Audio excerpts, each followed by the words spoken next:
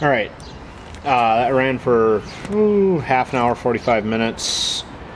and it's not out of fuel yet, but the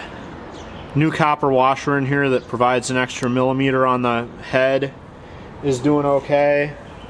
And I think I'm gonna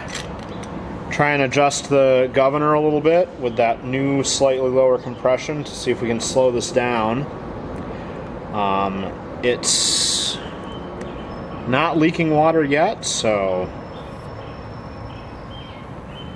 I don't know why that seems to resolve the water leak, because this has the steel sleeve in it, and the copper washer that I put in for the head gasket doesn't seal the steel sleeve onto the casting any better than anything else. Like, it has nothing to do with that seal. So but for now,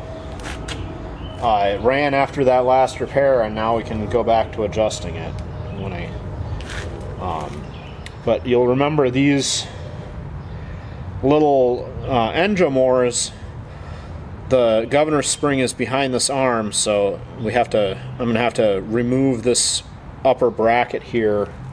or remove the screws from this bracket so I can slide the arm off to access the spring that's behind there,